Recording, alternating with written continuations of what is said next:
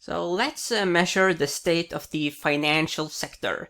First off, read this disclaimer carefully and do your good deed of the day by liking and subscribing. Let's jump into the sectors. One of the very interesting things to notice here is that, what is the best performing? That is actually energy. Well, this is broadly energy though. There's both clean and non-clean energy there.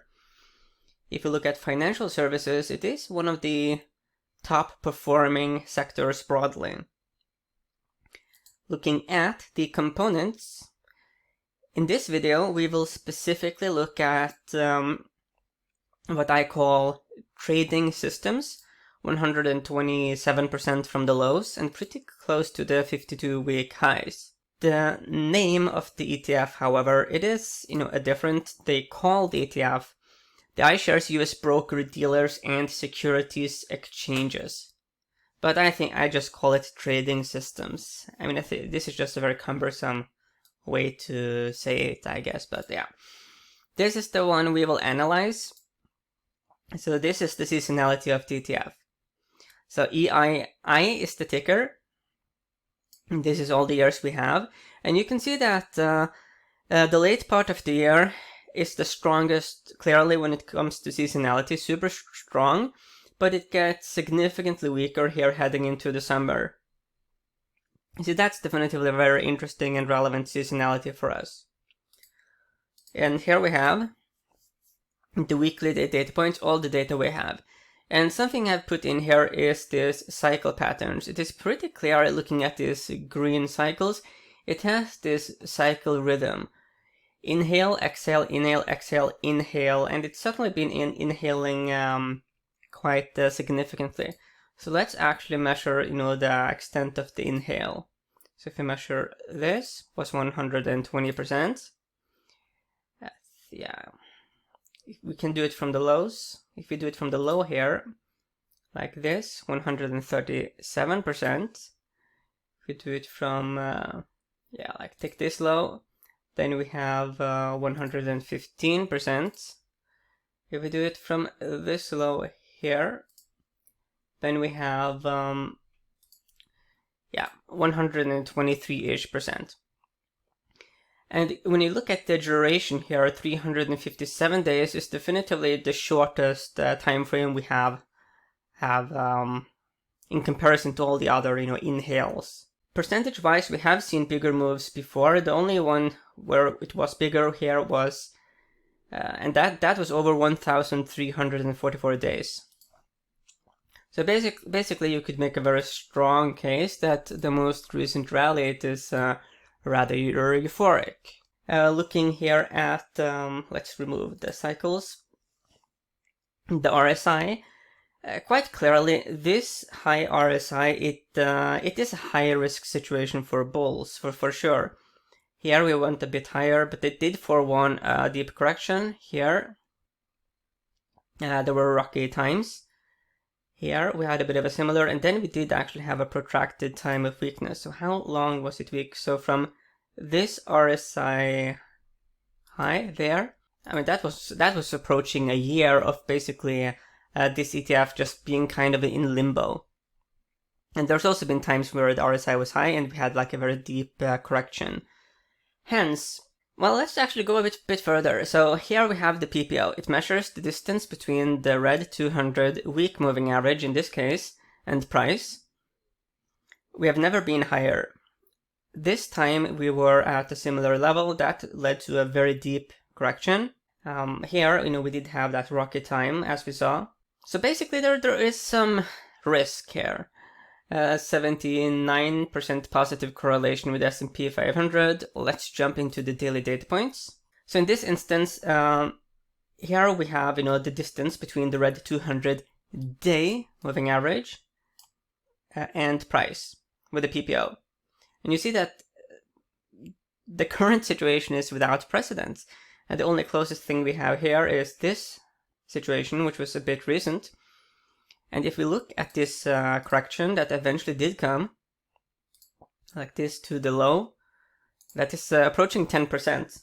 The PPO you can see that there's a bearish divergence between price and PPO. No, not PPO. Well, PPO as well. There's issues with the PPO as we have talked about. But the bearish divergence here is between price and the accumulation distribution. This is a volume indicator. It shows us whether there's an inflow of money or an outflow. And you see that the recent rally here was definitively on very mediocre volume. Buying volume, that is. So basically there are issues there. And historically, looking at this ETF and the RSI on the daily data points, it likes to use the entire range. It is very, very, very common for it to go back down and have a bit of a visit. It is rare for us to be very overbought, but also very oversold. So basically, summing up a bit here, there is good reason based on the chart to definitively look here for some bearish, temporarily bearish opportunities. I mean, that is what the data suggests. And, as you probably are aware, I'm a pretty big fan of having a long-short portfolio when it comes to equities.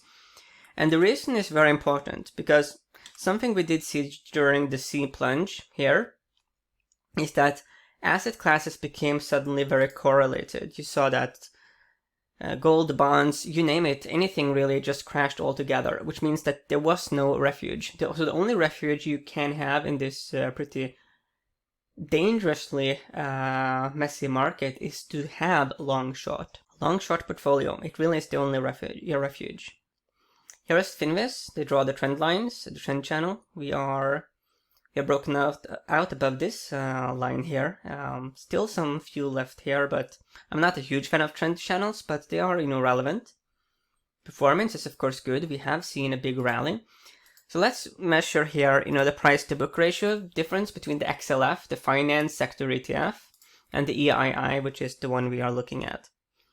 And looking at the price book for the broker-dealer ETF is 47% above XLF, which is rather significant. When we look here at the dividend, it is 1.30%, so there is some dividend, but you can't really make a case that you are buying this for the dividend. Like when I talk about a dividend stock or ETF, meaning that the dividend is sort of like the thesis for holding, I want it to be at least actually 3%, because then it really is like the dividend is an actual hedge for the depreciation of the price. Okay. So basically, to sum up my take here on this ETF, and especially when we look at the correlation with S&P 500, which on the daily data points is 96, which is almost 1-to-1 correlation. So there's been a very excessive move, and the saying in the market is that you want to buy low and sell high. Hence, when you see these kinds of high flyers, and you want to have some kind of a market neutral portfolio, a bit long and a bit short, then it makes sense to be long the ones where you could make a case for a big significant upside, and to be short those where the further upside is more limited.